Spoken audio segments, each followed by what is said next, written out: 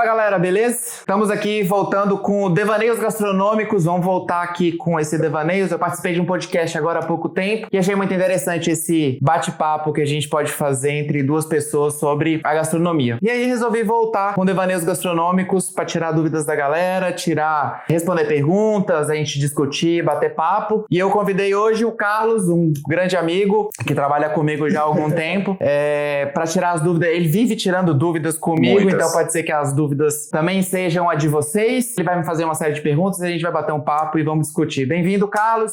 Agradeço. E simbora. Agradeço demais pelo convite, ser o primeiro do Devaneios Gastronômicos. Para mim é uma honra participar de qualquer projeto que envolva essa escola.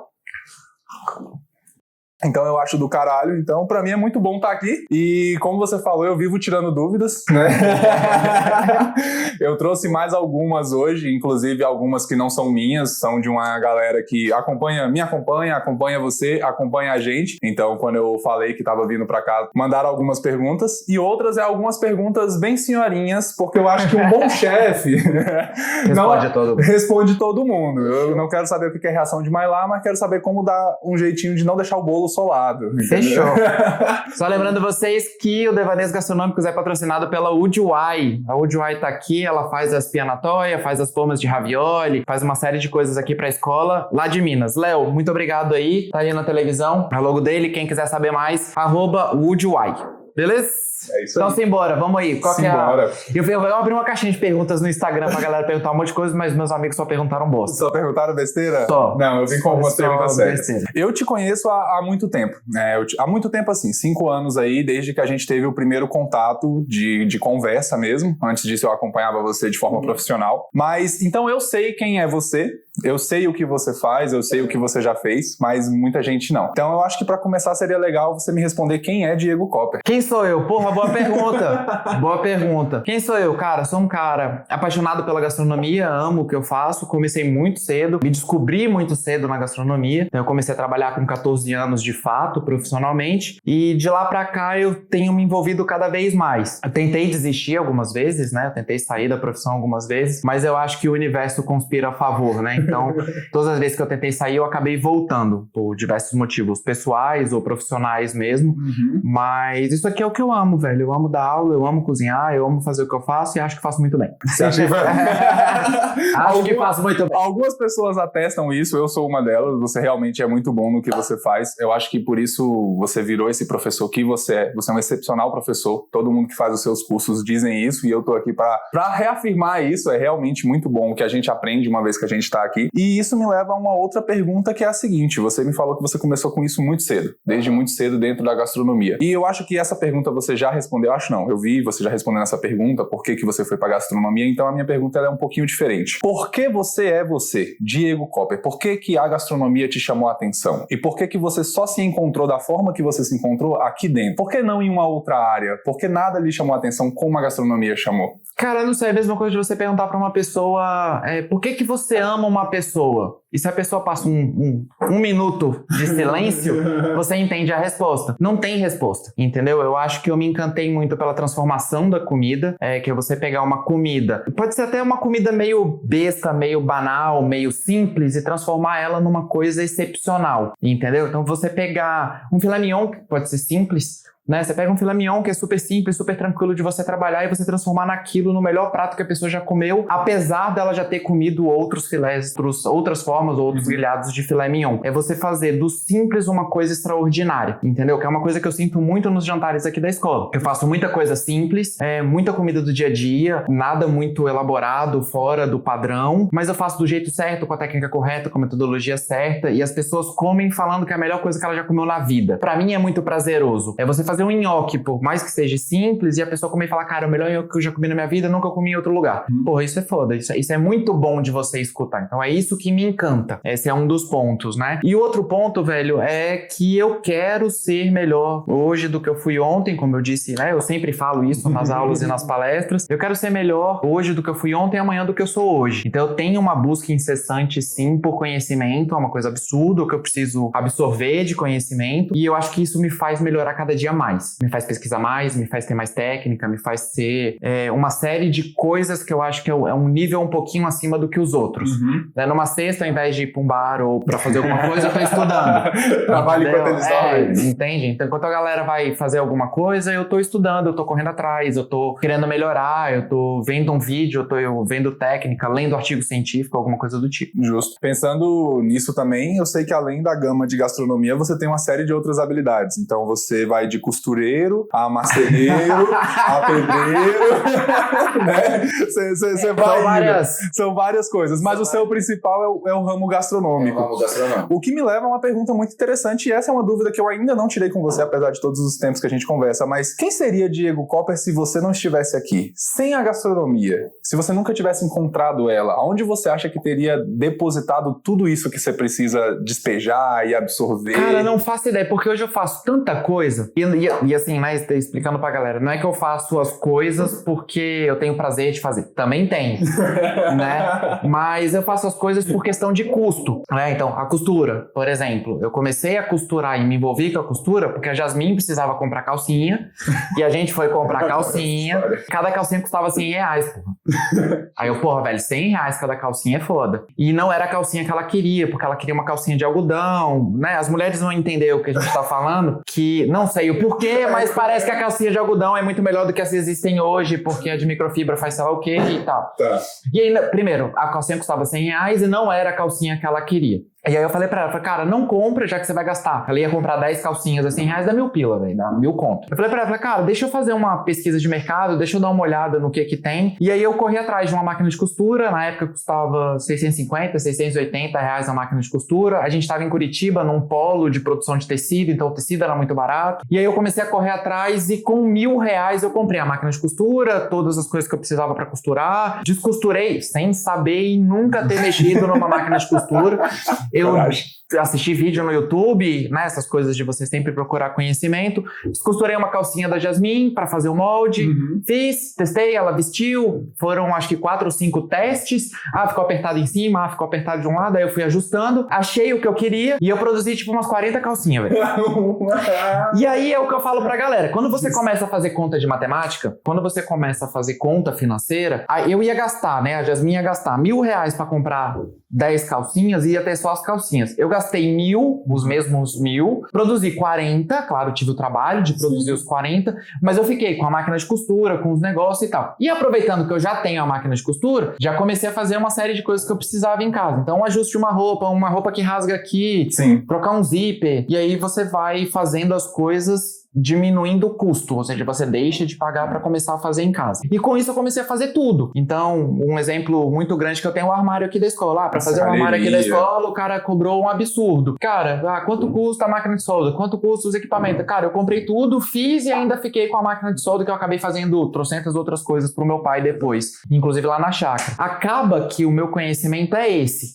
Devido a uma demanda que eu tenho, eu acabo fazendo outras coisas, entendeu? Mas para diminuição de custo. E como eu tenho essa forma de absorver conhecimento absurda, pra mim é ótimo, que aí eu já mato 2 coelhos. Já pega coisa, aprende coisa nova. A mesma coisa e tal. Então, devido a isso, se você me perguntou hoje, cara, o que você faria? Cara, não sei. Muito provavelmente eu acho que eu iria pro lado da mecânica, que eu acho que é um negócio que me agrada muito. Hoje eu dou manutenção na minha Harley, na minha moto, nos carros que a gente tem. Eu tive muito carro antigo, então demanda muita manutenção e mecânico e tal. Então, acho que se eu voltasse atrás, eu acho que eu iria pro lado da mecânica, algo assim. Eu iria muito mais pro lado operacional do que pro lado, vamos colocar, intelectual do negócio. Então, tipo assim, acho que eu não seria um advogado. Um acadêmico. Isso, acho que eu não seria um advogado, eu não conseguiria trabalhar num escritório sentado atrás de um computador no ar-condicionado. Era uma coisa que eu ia perguntar, porque você com essa fome de conhecimento, talvez um acadêmico de carreira, de pesquisa, de ciência teórica, não lhe chama a atenção. Não me chama. Gosto, faço. Mas falta o manual. Falta o manual. Eu sou muito mais operacional. Aí é que a cozinha pega, porque ela te exige tanto no mental, quanto no físico, quanto no operacional. Isso. É uma mistura de sentimentos, adrenalina. Ela é a soma dos 3, né, velho? Querendo ou não. Justíssimo, né? A cozinha entrega um pouco de tudo isso. E isso é gostoso na cozinha. Entendeu? De você conseguir... Cara, se você quer dentro da cozinha, cara, eu não quero ser operacional, eu quero trabalhar só com administrativo e intelectual, você pode. Você pode. Você tem o ramo do marketing, você tem o ramo das consultorias, você tem o ramo da administração, você tem o ramo do financeiro, gestão. Tem muitas áreas dentro da gastronomia. Desenvolvimento de sistema. Tem uma série de outras coisas que você pode fazer sem ser operacional. Ah, não, eu quero ir só pro operacional. Aí, né, abre um leque absurdo de coisas operacionais. É exatamente isso. Eu, por exemplo, eu sou muito da cozinha operacional, desde o chão de fábrica. Uma das experiências que eu considero essenciais ao cozinheiro, ao novo cozinheiro, à pessoa que tá querendo entrar na cozinha, cara, evento pra muita gente. É uma das operações que eu considero que a pessoa que quer trabalhar com gastronomia, ela tem que participar, ela tem que ver aquela loucura, ela tem que sentir o que é se atender 400, 500, 1.000, 1.500 pessoas, empratado, não empratado, hambúrguer, whatever, né?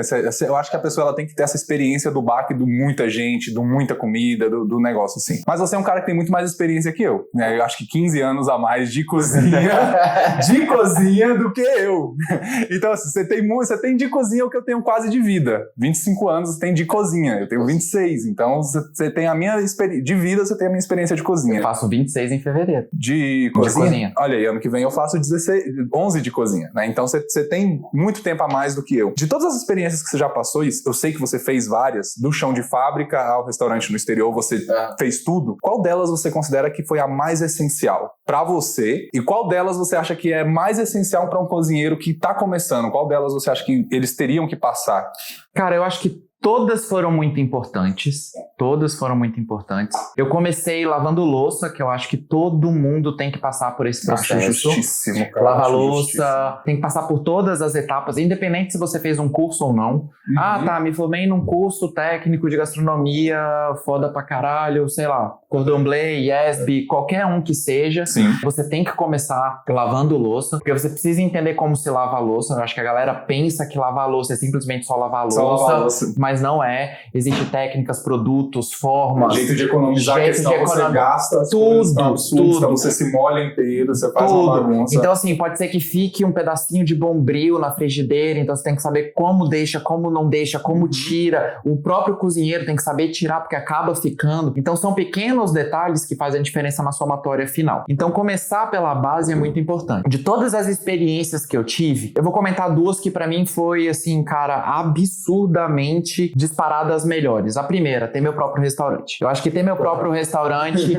muito melhor do que qualquer mestrado que eu tenha feito acadêmico. Muito melhor. E explico por quê. Porque é o seguinte, quando você vai para a área acadêmica, você tem muita teoria. Por mais que a galera ainda tente te botar uma prática, mas você tem muita teoria. Né? A teoria do, cara, se você reduzir custo, você perde qualidade, né? É muita teoria. Tendo um restaurante, eu vi isso funcionar na prática. Então foi muito melhor do que qualquer mestrado que eu pudesse ter feito em qualquer ramo. Pode ser em finanças, administração, marketing, operacional, cozinha, porque é uma somatória de tudo. Então ter meu próprio restaurante, gerir meu próprio restaurante, fazer aquele restaurante, que era um restaurante que quando eu comprei já tinha a ideia de, cara, quero comprar um restaurante falido para transformar ele numa potência. Fazer essa transformação foi muito bom para mim. Foram 4 anos de uma experiência incrível, onde eu tomei muito tombo, você bate muita cabeça, você perde, você ganha, uma coisa muito bacana e gostosa dessa nossa roda viva dentro da cozinha, mas que para mim foi essencial. Então essa experiência eu acho que é essencial, você gerir um negócio e fazer ele dar certo. E fazer ele dar certo, que é a dificuldade. Gerir, qualquer um gere, mas eu tô falando gerir e fazer dar certo. Chegar no final e falar, cara, consegui, apesar de tudo que aconteceu. E hoje a bagagem que eu tenho, tanto financeira, como de marketing, como do operacional, veio muito da experiência dos 4 anos de restaurante. Justo. Muito. Outra experiência que eu acho que foi muito válida pra mim foi os eventos. Eventos que eu falo, eventos de rua, eventos sem estrutura, eventos, em lugares inóspitos que você não tem nada. Ambientes tenebrosos. Porque isso te dá uma bagagem de planejar aquilo que você vai fazer. Porque você imagina, vamos fazer um evento, não vamos pegar um evento assim fácil de fazer, vamos pegar um evento meio esdrúxulo assim. Cara, um cara te chama e fala, cara, eu quero fazer um evento numa fazenda, sei lá, 400 quilômetros daqui. Velho, se você esquecer uma colher, acabou. Você vai ter que cortar uma árvore e talhar com a mão. Sacou? Se você esquecer uma colher, acabou. Se você esquecer um folha, acabou. Cara, esquecer uma panela, acabou. Se você esquecer... Então primeiro, você aprende a se planejar. Segundo, você aprende a se virar com o que você tem e tem que fazer. Né? Tem que fazer. O negócio tem que sair de qualquer jeito. Te ensina muito sobre planejamento e se virar com o que dá, velho. Eu achei isso, velho, é outra experiência que eu acho que vale a pena passar. É ruim, não é uma experiência boa. Não é uma experiência boa, mas ensina... Mas é necessário. Justo. É necessário. E isso é uma coisa que eu acho que só realmente o operacional ensina, né? Por exemplo, eu comecei a fazer os eventos agora, e quando eu fui fazer o meu primeiro evento, porra, eu perturbei umas 3 semanas. Sim. Umas 3 semanas te perturbando, Diego isso, Diego aquilo, pá. Cara, fiz todo o meu checklist, fiz as listas, fiz as planilhas, conferi, cheguei na hora do evento, montei tudo, faltou uma extensão. Então pega o carro, sai do carro, vai no mercado. Você tem que comprar a porra da extensão, entendeu? Então, assim, eu acho que somente ir estar lá e ver que faltou me fez colocar a extensão na minha lista dos próximos eventos. Então, acho que realmente essas coisas só o evento ensina, só a falta ensina. Por mais que eu tenha muita experiência e tenha feito vários, mas que nem a gente sentou, né? E a gente sentou aqui várias vezes pra fazer o checklist, a gente esquece, meu. Esquece, algumas coisas passam batido, não tem como você deixar... Viver. Você tem que viver as coisas, né? Tem uma pergunta aqui que essa é a Bia mandou pra você, tá? Porque uma das coisas, nós que somos cozinheiros, a gente tá sempre cozinhando pra alguém. Qual foi o prato que você mais alterou na sua vida pra agradar a sua mulher? O prato que eu mais alterei pra agradar ela. Pra agradar ela, que você teve que fazer alterações para agradar. Te explico a pergunta, tá? Pode servir a Coca em cima da mesa. Eles não estão pagando, mas... Coca patrocina nós. Me patrocina, por Cara, favor. patrocina o Diego, mano. Enquanto eu penso na pergunta, eu vou ligar o ar-condicionado. Alexa, ligar a confeitaria. Te explico a pergunta. Isso acontece... Porque as comunicações estão desativadas. Vai, Alexa, para. Alexa. Você pode ativá-las nas configurações do dispositivo do aplicativo Alexa. Isso vai dar um corte bem legal. Mas eu te explico a pergunta. Cozinhando lá em casa, e ela tem um paladar... Infantil. Pode se chamar assim, mas foi ele quem disse, tá? Fui eu quem disse, mas é infantil. Paladar infantil. Então, muitas das coisas eu tenho que alterar fazer pequenos ajustes. Tem uma hora que eu falo, porra, amor, calma aí, velho, tá certo, é esse o prato, é isso aqui mesmo. Uma carbonara é sempre uma carbonara, não se altera uma carbonara. Então ela falou, pergunta pro Diego lá, você vai ver que tem um prato que eu tenho certeza que ele alterou pra agradar a mulher dele. Cara, o que eu faço assim? A Jasmine também tem um paladar muito infantil. Quando a gente começou a sair, quando a gente começou a namorar, ela não comia uma série de coisas. E o que eu comecei a fazer com ela foi a servir as coisas no sentido de, cara, come primeiro do jeito certo, beleza? Anota, tá ouvindo isso, né? É pra você, isso é pra você. Come primeiro do jeito certo e depois eu faço as adaptações.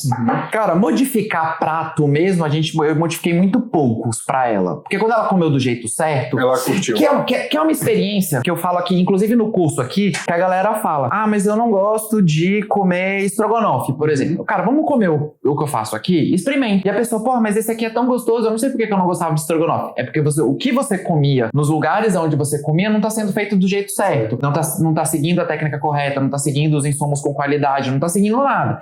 Então acaba ficando ruim. Então as pessoas têm péssimas experiências e impressões de comidas por causa disso. Por causa da forma de preparo, quem prepara, onde prepara. Isso, exato. Então assim, algumas coisas que eu modifiquei pra Jasmine. Ela não gosta de cebola. Então eu tiro a cebola de praticamente tudo. Por isso que há a técnica de você colocar sal na cebola pra sair a textura da cebola e ficar só o gosto. Então ela não comia o risoto por causa da cebola. Então quando eu comecei a botar o sal na cebola, a cebola, ela se dissolve, você viu que isso aqui funcionar em sala de aula, e aí não fica a textura, fica só o sabor, e aí ela come o risoto feito aqui. A berinjela, ela não gostava do amargor da berinjela. Então eu faço a berinjela parmegiana, que é a berinjela milanesa normal, que é a original, só que você passa por um processo de botar a berinjela no sal para tirar o amargor para depois empanar e fritar. Então isso tirou o amargor da berinjela. Então ela começou a comer depois que eu comi. Então são modificações muito sutis, que eu entendo o lado dela, entendeu? Agora, modificar um prato completamente para ela nunca aconteceu. Nunca aconteceu. Eu acho que uma das coisas que você falou interessante agora é justamente a utilização da técnica. Eu considero um divisor de águas na minha carreira a escola, ou aquele primeiro ano de estágio que eu fiz aqui, justamente por causa do ensino da técnica. Eu tinha bastante coisa, mas saber que várias técnicas me levam ao mesmo resultado, dependendo de como eu vou fazendo, do jeito que eu vou fazendo, me deu uma carga hoje que alguém me pede algo e eu sei fazer. Eu sei fazer dar certo. Eu sei chegar lá. Independente do que você tenha na mão. Independente do que eu tenha na mão. Então, Porque você conhece a técnica. Exato. Você consegue se virar, você consegue fazer. A técnica, ela é muito importante. Você sempre frisa isso aqui dentro e eu concordo muito com você. Eu tenho uma saída não. Eu quero dar uma fugida agora desse tema, porque tem uma coisa que eu sou muito curioso. Você é um chefe de 25 anos de carreira. Exato. Então você já tem 25 anos que você tá nessa cozinha e nós que é da cozinha, a gente entende que, mano, cansa para um caralho. Sim. Puta que pariu. Assim, vamos ser bem sinceros, pra você viver 50 anos de gastronomia, tu tem que ser muito bravo. Tu tem que gostar muito, tu tem que aguentar, tu tem que curtir. Precisar, né? Ou precisar, mano. Mas que a pessoa às vezes não tem saída, né? Tu cozinhar 50 anos, mano, 50 anos cozinhando é uma loucura. Então vamos considerar 50 anos aí, você tá na metade disso. Pra onde Diego Copper vai agora? Ah, velho. Pra onde que... Porque, cara, assim, ó... Cara, não, vamos fazer o seguinte, eu vou te explicar o que eu vivi. Praticamente 18 anos da gastronomia, uma gastronomia muito intensa. Eu comecei num restaurante super famoso aqui em Brasília, trabalhando já como pia. O grego? Do Hotel Bonaparte, que era o La Via Vec. Então eu comecei lá lavando louça, lá já era um restaurante bem movimentado. Sim. Depois aí eu peguei a parte de eventos desse restaurante. Depois eu fui pro Meliá e a gente começou a fazer os eventos do Meliá. E aí eu fui no complexo e tal, que não era complexo ainda. Uhum. Bem há muitos anos atrás. Você participou do começo daquilo lá. Do começo daquilo lá. Comida pros pedreiros que construíram. Tipo isso. Praticamente isso. A gente deu treinamento na cozinha lá, com os caras terminando de pintar as paredes. Praticamente isso. E aí o que aconteceu? Eu vivi um período muito intenso onde tudo que eu queria fazer eu fiz. Uhum. Então, eu queria fazer um evento para 4 mil pessoas, eu fiz. Eu queria fazer um evento para 12 pessoas, eu fiz. Eu queria trabalhar num restaurante e tal, trabalhei. Eu queria trabalhar com fulano de tal. Então, assim, eu fui cumprindo metas daquilo que eu queria como meta pessoal e profissional dentro da gastronomia e fiz. Trabalhei lá fora, trabalhei em restaurante Estrela Michelin, fiz uma série de outras coisas e tal. E chegou um período na minha vida que eu falei, cara, o que eu quero agora? Eu quero viver da gastronomia, eu quero continuar cozinhando, porque é o que eu gosto de fazer, mas de uma forma mais leviana. Uhum. Então, por esse motivo que eu montei a escola. Então, eu acho que hoje na escola eu tô no melhor dos mundos para qualquer chefe de cozinha. Exato. Entendeu? Então, aqui eu tenho demanda certeira. O que eu falo de demanda certeira? Eu não abro e fico esperando a galera entrar. Então, não é passante, é por reserva. Meu estoque é super controlado. Meu custo é super controlado. As minhas receitas são super controladas. E eu tenho a possibilidade aqui de ser criativo. Então, ou seja, cada vez que acontece um jantar aqui, eu tenho que pensar num prato novo, de uma forma nova. Poderia repetir. Poderia. Beleza. Toda sexta-feira eu vou servir aqui carne de sol, mandioca e salada. Uhum. Posso. Mas não, eu gosto de ativar esse meu lado criativo. Então, eu acho que aqui eu tô no melhor dos mundos. Pra onde eu queria ir hoje? Né? Vamos imaginar assim, eu gostaria de hoje ter o quê? Eu não gostaria de depender da gastronomia pra pagar a conta. Hoje eu ainda dependo muito. Cheque. Né? Uhum. Eu gostaria disso. Eu gostaria de fazer algo porque eu quero fazer e não porque eu preciso fazer. Justo. Né? Querendo ou não, eu tenho uma estrutura para pagar, eu tenho contas para pagar como todo mundo. Tem contas, boletos, impostos. Apesar de muito reduzido, mas hoje eu gostaria de, eu não preciso. Uhum. Faço porque eu quero. Já pegando o gancho dessa... Tá quase chegando lá? Então, já pegando isso de gancho, eu acho que eu tenho uma pergunta que ela é interessante, ela é uma curiosidade pessoal também. Você hoje ocupa um patamar que não só eu, mas acho que qualquer chefe que está iniciando, qualquer chefe de carreira, qualquer pessoa que trabalha com gastronomia sonha em chegar. Que eu digo que é o patamar de, cara, você tem sua estrutura, você faz a sua gastronomia, o seu jantar, você tem um nome, você é Diego Copper, e eu falo isso, eu já falei isso para algumas pessoas, mas eu falo que as pessoas vão comer a comida de Diego Copper onde Diego Copper cozinhar. Então você já tem esse patamar de nome, digamos assim, que é uma coisa que todo chefe, todo cozinheiro almeja em ter. A minha pergunta é como é estar aí? Como é estar nesse lugar que eu acho que quando o Diego começou, ele almejava chegar, talvez, sabe? Cara, é uma realização e uma conquista muito foda. É assim, tudo que eu tracei quando eu comecei, porque o meu objetivo de vida quando eu comecei, não quando eu comecei aos 14, porque com 14 anos, apesar de eu ter começado a trabalhar muito cedo, você não tem muita noção de muita coisa. Você não tem muita noção, apesar de ser muito focado em trabalho, esses negócios, comecei a trabalhar muito cedo e tal. Mas aos 24 anos, mais ou menos, eu botei uma meta de vida, que é, eu vou aposentar aos 45, ponto. Independente, o mundo vai cair, mas eu quero aposentar aos 45. E quando eu falo aposentar pra galera, não é aposentar pelo INSS. É aposentar no sentido de eu vou conseguir juntar uma renda, eu vou conseguir juntar alguma forma que vai me sustentar. E uma das formas de aposentar é, cara, montei minha estrutura, montei meu negócio e hoje tô de boa. Trabalho 2, 3 vezes por semana, ou não quero trabalhar no trabalho, alguma coisa desse tipo, entendeu? Mas não precisar trabalhar pra pagar contas reais. Eu acho que eu consegui atingir isso um pouco antes dos 45. E falo pra você, falta muito pouco, no sentido de chutar o pau da barraca. De falar foda-se. Tá quase lá. Do tipo, a galera me liga e fala assim, ô Diego, dá uma palestra pra mim, eu ainda vou, mas vai chegar o ponto de eu falar, não quero mais. Não tô afim. Aí contrata outro. Mas hoje eu ainda vou, desse dinheiro. Justo. Mas eu falo pra você, cara, é muito satisfatório você botar um objetivo, tem os seus pós e seus contras. A minha vida pessoal foi uma merda, apesar de estar há muito tempo com a Jasmine e tal, mas minha vida pessoal foi uma merda. Muito afetada pelo alto foco na gastronomia. Muito afetada. Porque, cara, era aquela. Ao invés de sábado, domingo, sexta, encontrar os meus amigos, eu tinha um objetivo. Velho, eu quero isso. Você quer trampar, você tem que trampar. E hoje, muitos dos meus amigos que eu tinha naquela época, que não são mais meus amigos, ou seja, eu não tenho mais contato, tal, eu sei que eles não estão bem de vida. Forma como eles gostariam de estar por causa disso. Cada um faz as suas escolhas. Sim. Eu fiz as minhas. Hoje eu tô colhendo meus frutos. Entendeu? Que é o que eu tento explicar pra todo mundo. Cara, é objetivo, velho. É isso. Então eu botei lá o meu objetivo, tracei minha meta, tracei meu negócio e fui atrás. Sacou? E hoje eu tô colhendo meus frutos. Então, sim, é muito bom. não vou mentir, eu não posso falar não é, não, que é isso. Não, velho, é muito bom. É muito bom. Ter conquistado isso daqui, que é ter todos os equipamentos, utensílios que eu gostaria de ter o meu espaço, ter tudo que eu gostaria de ter, velho, é muito bom. Eu imagino que deva ser do cara. Você cozinhar o que você gosta, você fazer para quem você gosta, receber as pessoas. Acho que é o objetivo final de toda a galera, né? Exato. Justo. Super, né? Super. Não dá pra correr disso, né, velho? Não dá pra correr disso. Eu tirei as dúvidas que eu queria tirar com você, pelo menos pelo que eu anotei aqui. Muitas das coisas que a gente conversou nos últimos 5 anos, tu me agregou pra caralho em todas as conversas que a gente teve. Tanto que muito disso, por isso hoje eu abri a João de Barro, eu tenho o buffet, eu tenho as coisas assim. Me inspirei muito em você, né, nessa questão de chegar nesse lugar, de cuidar no patamar. Obrigado por tudo, inclusive, por todo o apoio. Eu sei que a escola é esse ponto de apoio para novos chefes, novos cozinheiros, quem quer aprender, quem simplesmente quer se aventurar na cozinha. E eu vou tirar isso de gancho para falar do projeto mais atual que você lançou, que é o Gastronomia Online, né? Que, cara, assim, sinceramente, para mim, como um cozinheiro, um entusiasta da gastronomia, é uma ideia do caralho. Uma biblioteca virtual de conhecimento, de reunião, de chefe, para troca de experiências. Qual era a sua ideia quando você criou isso e onde você quer botar o Gastronomia, cara? O Gastronomia Online nasceu da mesma dificuldade que você teve, eu tive no começo. Óbvio que quando eu comecei, a gente não tinha internet e não tinha as facilidades que se tem hoje. Mas eu senti essa dificuldade do conhecimento ser sempre muito travado.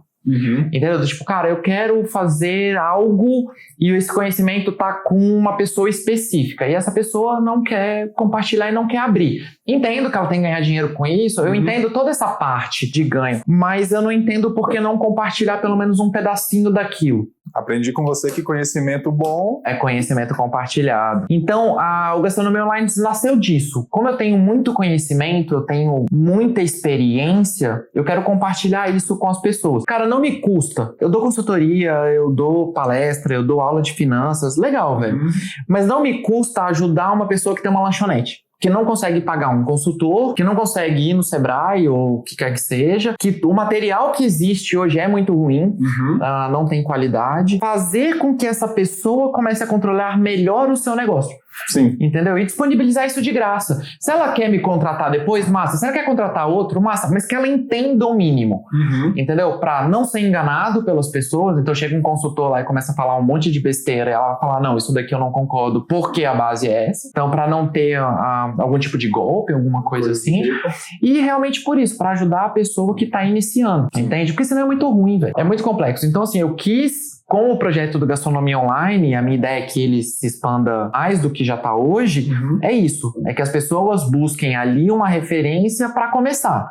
Nossa, eu quero montar um negócio. Cara, não sei para onde começa. Lá tem. Vai Lá ter tem lá a planilha de finanças, como é que é a administração, como é que monta a tributação, que são coisas que as pessoas não... Ou você consulta um contador, ou você paga caro ou uma você planilha. paga caro por uma planilha, ou Sim. você não tem um livro e é muito complexo a forma como eles explicam, não é muito direto, não é muito didático, entendeu? Então a ideia é essa. É trazer esse conhecimento de forma clara, objetiva e tudo mais. Exato. Eu acho que uma das grandes dificuldades do ensino de gastronomia, e assim, antes do curso, né, antes de fazer o curso de gastronomia, eu tive pouca experiência dentro de uma cozinha. Comecei antes do curso, mas logo em seguida já entrei no curso. Então você começa a aprender as coisas, né, dentro do curso lá, e eu vejo essa dificuldade principalmente do ensino técnico.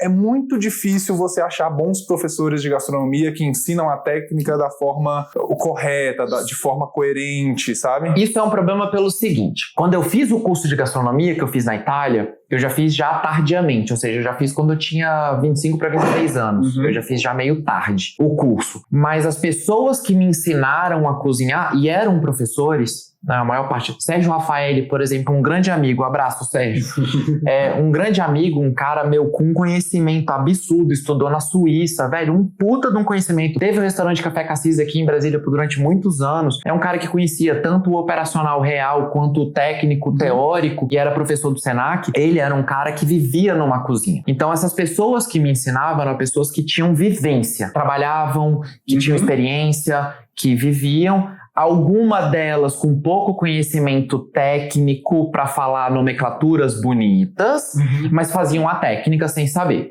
Com muito conhecimento. Nós temos um grande amigo que é o Enio. Puta merda! Eu ia falar dele.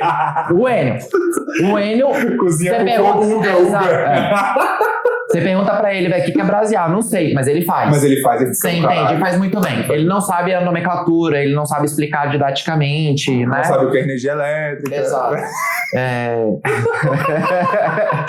Aquele vídeo foi ótimo.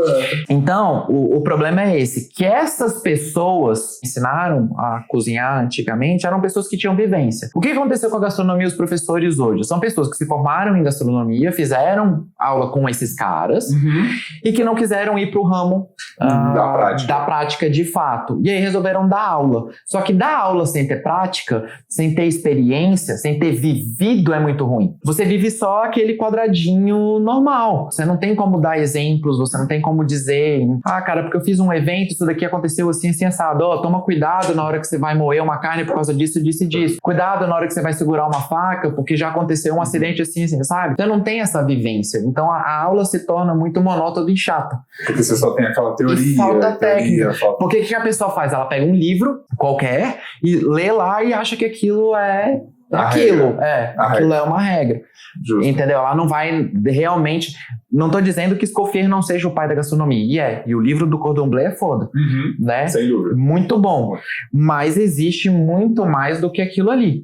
Entende? Cara, existem culturas, existem lugares que fazem diferentes. Formas diferentes. Na própria Itália, a forma de você cozinhar em Milão é diferente de cozinhar na Sicília, que é diferente de cozinhar em outros lugares da Itália, entendeu?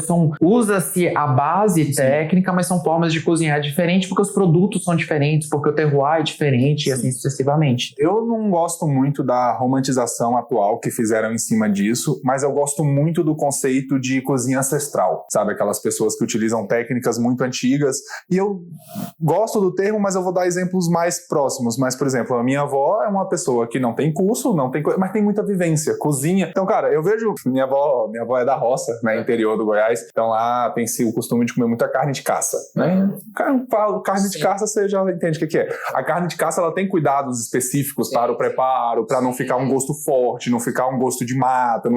Tem muita coisinha. São técnicas que você não aprende em uma escola. Sim. Não tem um professor.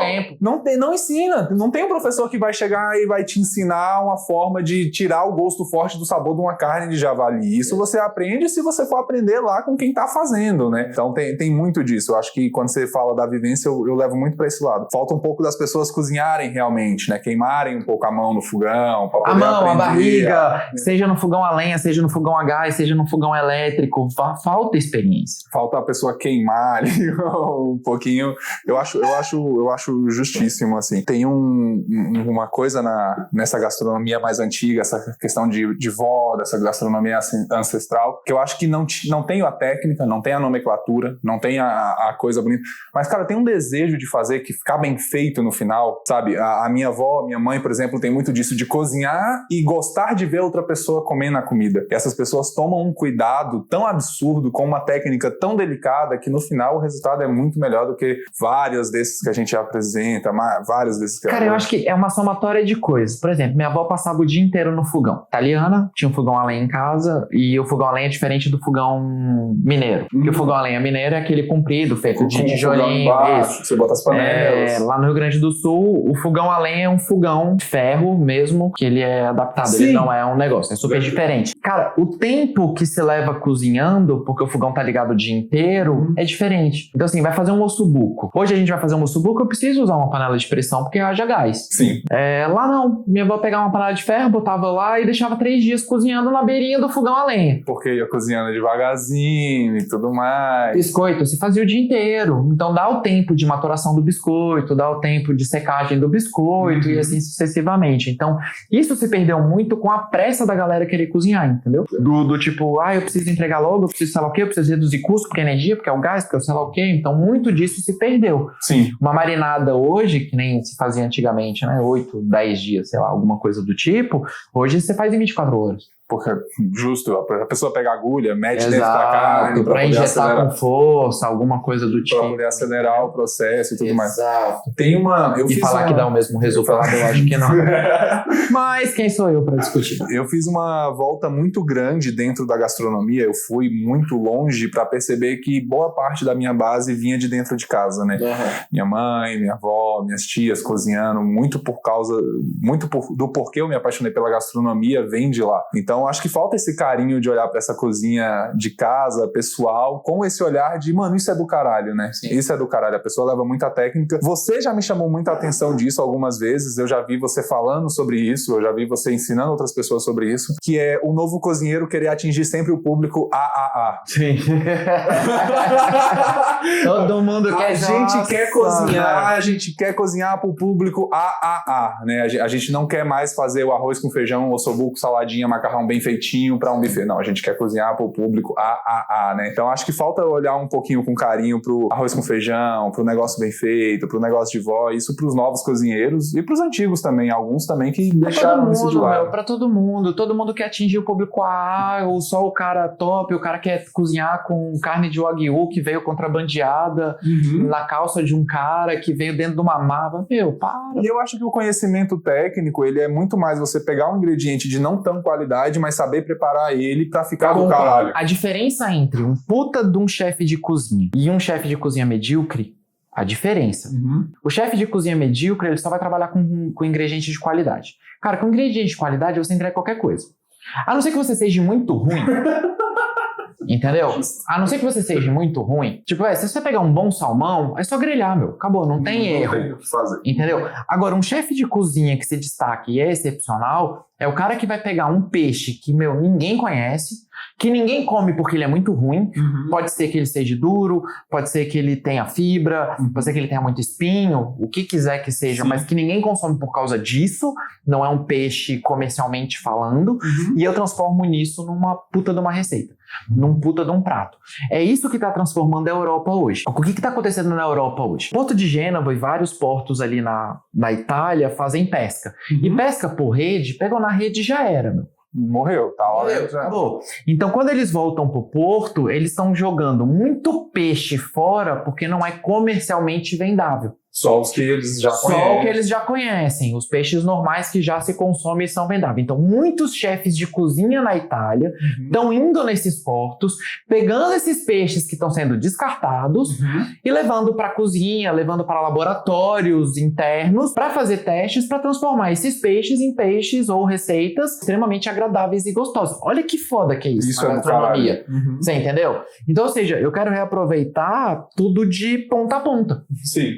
Eu lembro que na primeira vez que eu estagiei aqui na escola, na época, eu não vou lembrar qual era o evento, o que estava acontecendo em Brasília, mas eu lembro que estava acontecendo alguma coisa de chefes aqui, e eu perguntei pra você se você ia participar, e você falou, não vou. Aí eu, mas por quê? Do caralho. Você falou, mano, porque os caras vão gastar não sei quantos mil pra importar carne de não sei aonde, pra trazer peixe de não sei... Nós estamos em Brasília, não tem peixe em Brasília, tá? Não tem peixe de mar em Brasília, vão ter que importar. E na época você lançou um desafio curioso, que você falou assim, tem uma raça de porco aqui, né? Sim, no Cerrado. cateto. Que a carne é ruim, Pra caralho. que não dá pra fazer nada. Eu quero ver um bom chefe ir lá, pegar aquela porra e fazer aquilo ficar gostoso. É isso que isso. que é a ideia. É a isso. pessoa usar o que tem aqui Exato. e fazer. Uhum. Entendeu? Foi feito há muito tempo atrás, e quando eu falo há muito tempo atrás, nós estamos falando aí de uns 15, 16 anos atrás, foi feito esse do cateto. Foi entregue pedaços desse porco nosso aqui para vários chefes de cozinha aqui em Brasília e falaram, cara, vamos tentar fazer. E ninguém conseguiu, meu. Ficou uma merda o cateto.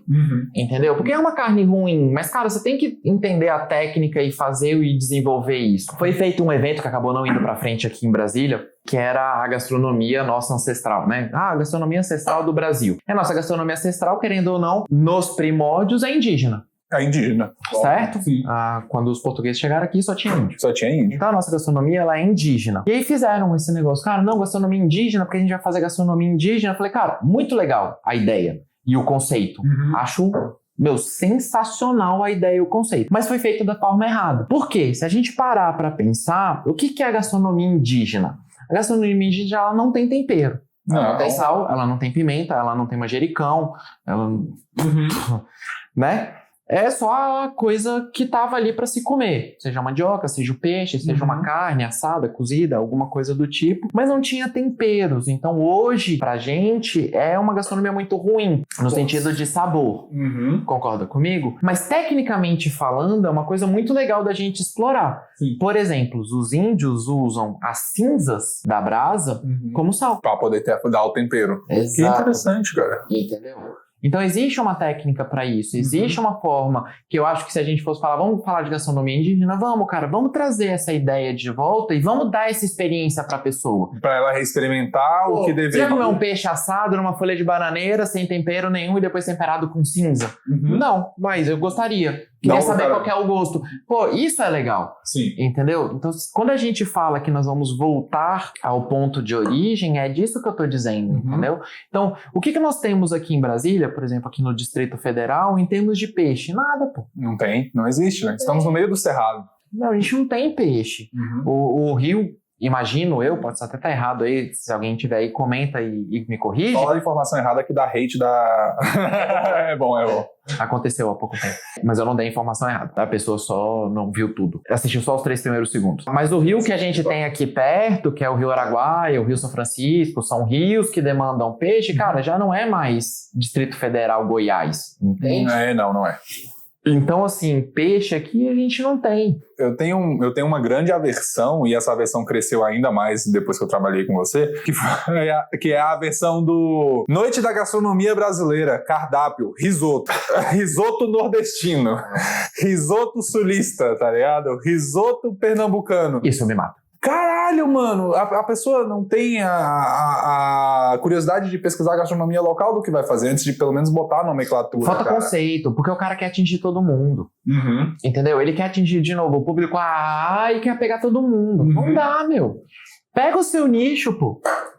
Faz pro seu nicho, faz a sua concentração. Mas meu nicho é... Né? Meu nicho é muito nichado, né? Meu nicho é muito pequeno, meu nicho é muito sei lá o quê. Então, você planejou errado o seu negócio. Entendeu? Então, o erro aí foi no planejamento. Entendeu? Aí agora você quer corrigir. Não dá, meu. Aí Quando eu iniciei a João de Barro, eu tava com essa ideia do buffet justamente para esse público. Porque a gente começa, eu quero atingir o público eu quero trabalhar pouco e receber muita grana por isso de gente que aprecia a gastronomia. E aí eu comecei a fazer a divulgação e tudo mais, o negócio não anda. E você me deu o toque, falou, cara, tem muita gente que quer fazer evento, não consegue, não tem dinheiro, pega esse público, vai nessa galera. Eu comecei a divulgar, fiz 2 eventos, vou fazer um próximo domingo agora, justamente para essa galera que quer conhecer, quer pegar um evento, quer fazer um negócio legal, mas, cara, não dá.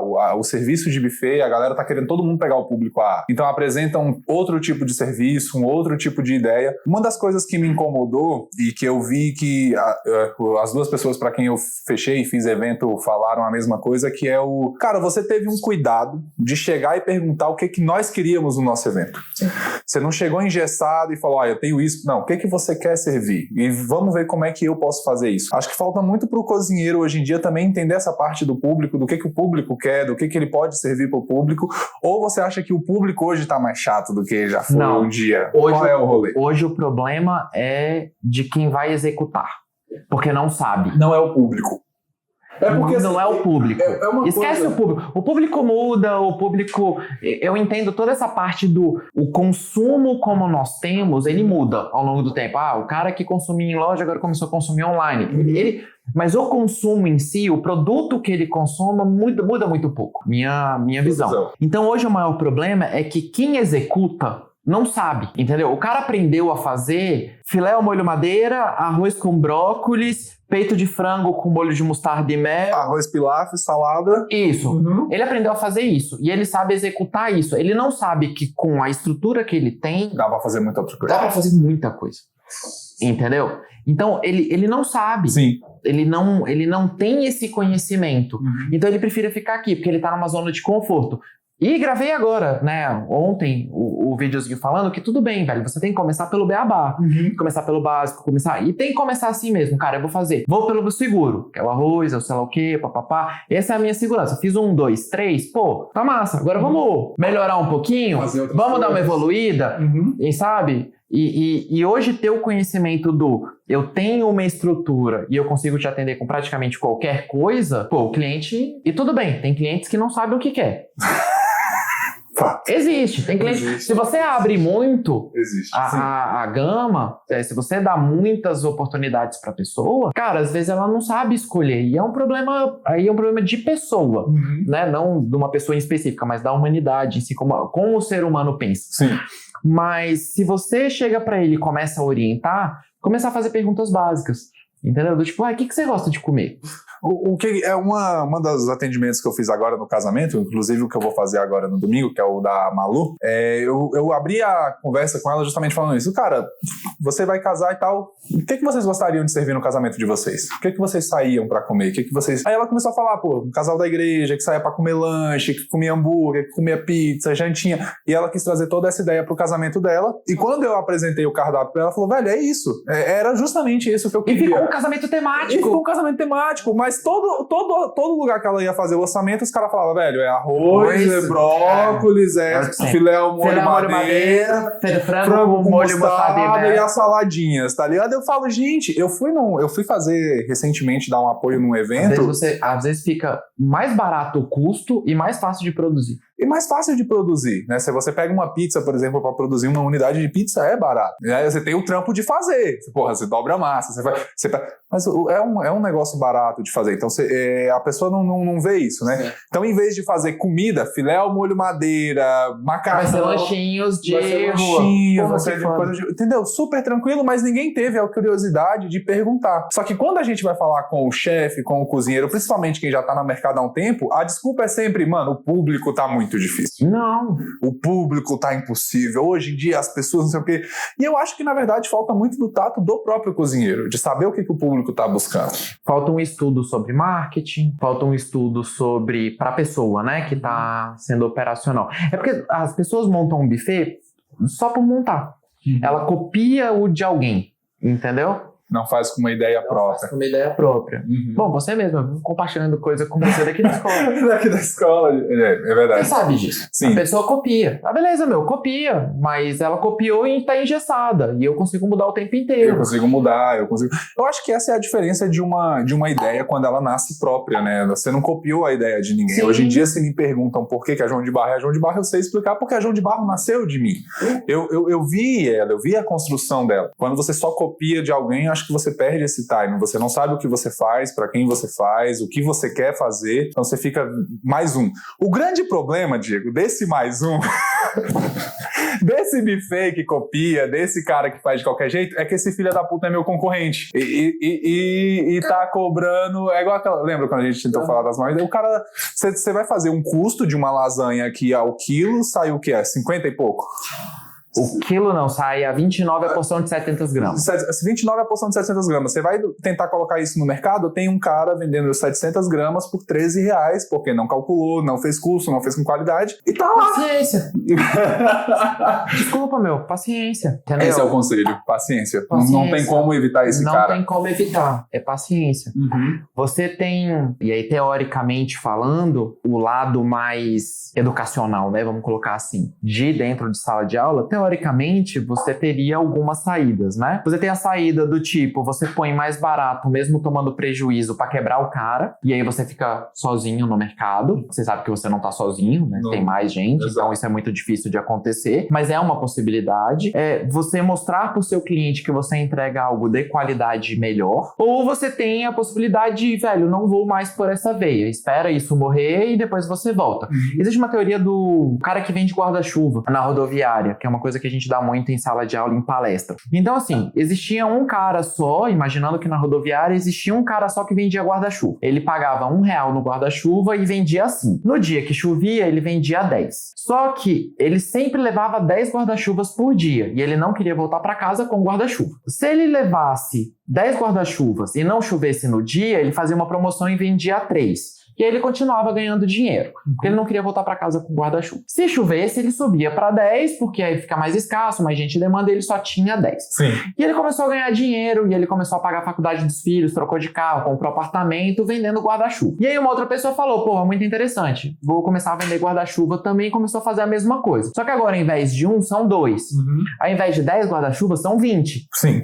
E os dois com a mesma teoria. Começava a vender a 5, chovia, vendia 10, que não queria ir pra casa, vendia 3.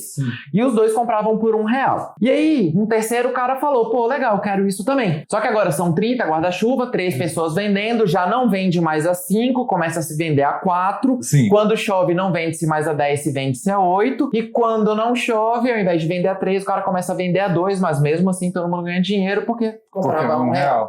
E aí entra um quarto. E aí no quarto começam a criar problemas, porque o cara que vende o guarda-chuva para eles não vende mais a 1, vende a 2. E aí nem todo mundo consegue vender a 5, então agora todo mundo começa a baixar o preço para 4, 3, 2,50 e tal. E quando chove, vende-se a 7. Você entende? Aí, porque tem muita demanda, tem muita coisa, muita oferta, pouca gente querendo comprar. E aí começam os problemas econômicos do comércio. Sim. Então, o primeiro cara que entrou ganhou muito dinheiro. Sim. Chega um momento que ele fala, cansei, Tá pra entreguei. vocês, deixa. O último cara que entra praticamente se fudendo.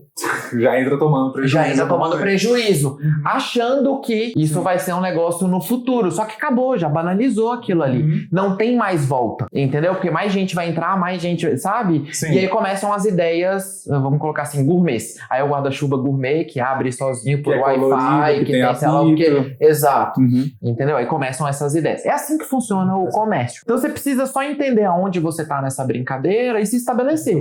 Quando eu montei a escola, eu não queria que a escola fosse referência, eu não queria que a escola fosse nada, eu só queria um espaço para eu cozinhar e fazer minhas coisas divertidas. E acabei virando referência, querendo ou não. Entendeu? Para várias pessoas. Acabei virando referência. Sim. Só que hoje, cara, eu tô tranquilo. Eu olho meus concorrentes, vejo o que tá acontecendo, vejo como as formas estão acontecendo, vejo como as coisas, mas praticamente eu sou o primeiro cara do guarda-chuva porque eu vou abrindo portas.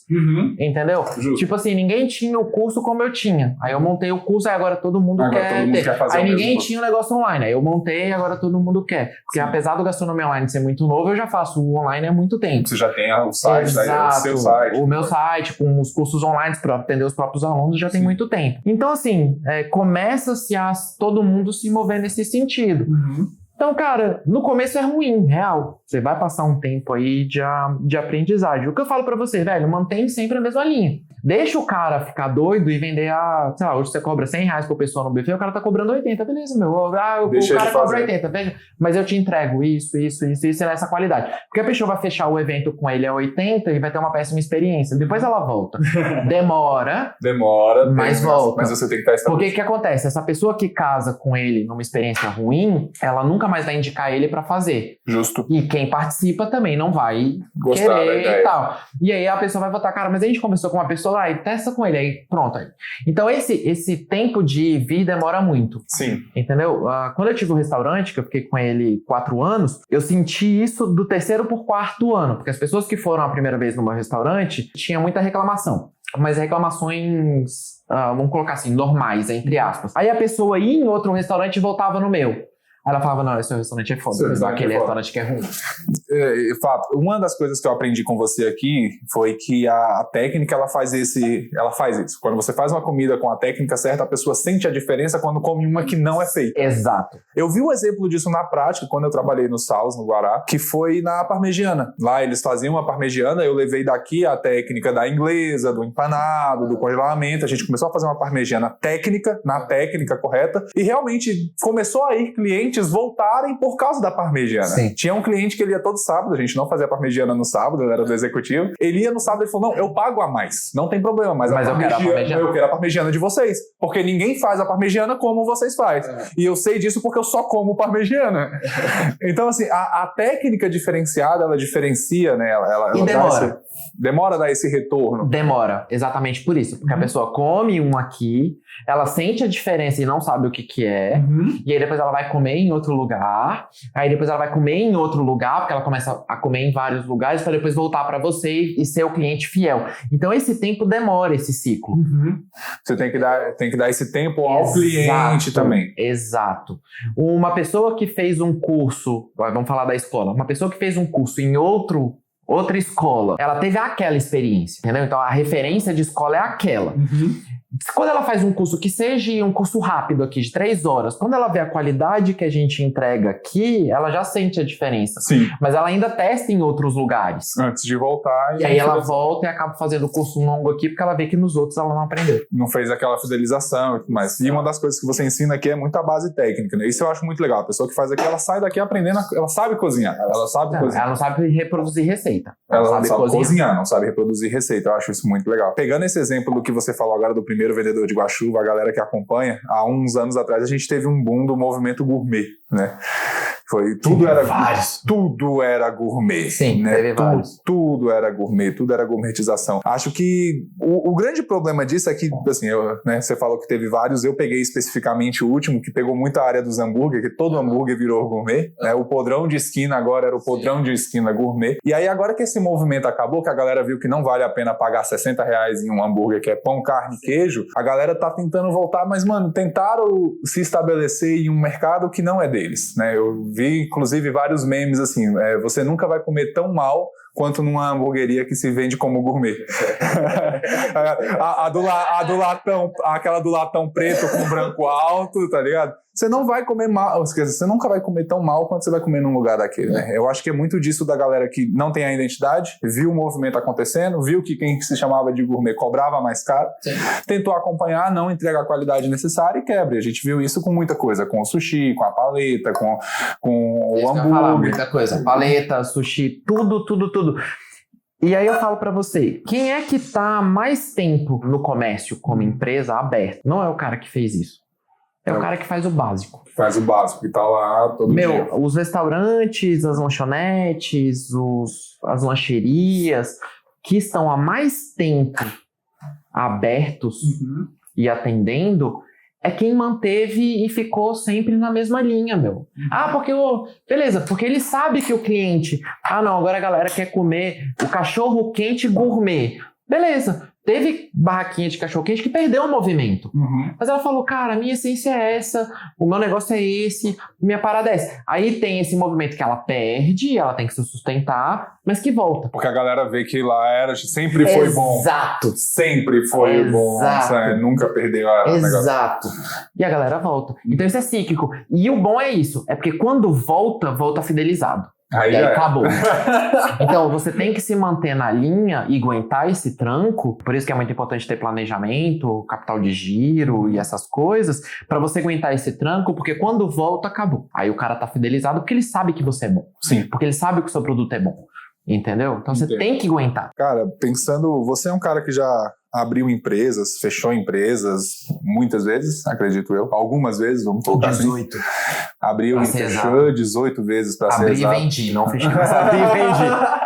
Justo, fez Eu uma abri e grana. vendi. Abriu e vendeu, Ah. fez uma grana nesse processo aí. Eu gostei muito de uma coisa que você falou no último podcast que você participou, que foi o empreendedor ele nasce. Sim, Ele nasce vê empreendedor. oportunidade de negócio em todo canto, né? E eu sei que você é um cara que fala, mano, não abre um negócio. Bota o dinheiro Hoje na não, poupança que rende Hoje mais. Mas, Hoje não. mas eu quero que você fale especificamente para essa galera que nasceu assim, que vê oportunidade de negócio em tudo, que quer, que cara, não consegue se ver de outra forma. Aonde não errar? Aonde você já errou? Fazendo conta. Fazendo conta. Infelizmente, meu, é fazer conta. Não tem saída, não tem milagre, não tem vara de condão do Harry Potter. Não existe milagre. É fazer conta. E quando eu falo fazer conta, não é fazer conta, vou abrir ou não um negócio. Quero abrir um negócio. Meu, é diminuir o máximo que você conseguir de risco. Fazendo o quê? Conta. Cara, meu custo é esse, meu custo operacional é esse, eu preciso vender tanto, eu preciso saber se tem demanda. Sabe? É fazer conta. É sentar e planejar. Passe mais de 80% do tempo planejando. E depois execute. Pra depois executar. Essa Porque senão é besteira, meu. Vender dinheiro. essa pesquisa de mercado que você fala, ver se tem demanda, ver se tem mercado. Tem empresas profissionais que fazem isso? Tem empresa profissional que faz, cobram, não sei o valor, mas faz, inclusive te dizendo o local para abrir Sim. e tal. É super bacana assim a forma como elas fazem, mas é muito caro. Sim, exato. A coisa que a gente pode pensar, que eu acho a melhor coisa possível, por exemplo, vamos abrir uma loja de bolo. Bolo normal. Bolo do Flávio. Tipo o bolo do Flávio. Vamos abrir um negócio de bolo. Então, a primeira coisa que a gente tem que fazer é, primeiro, quanto que a gente ganha de margem. Eu vou pegar o preço que se cobra por um bolo ou o que o mercado está disposto a pagar por aquele bolo. Isso é uma coisa muito importante. Gente. Porque há uma diferença entre o preço que eu quero cobrar e o que o mercado está disposto a pagar. Quem dita preço é mercado. Então, quando você faz a precificação do seu negócio, né? Fiz a precificação de um produto.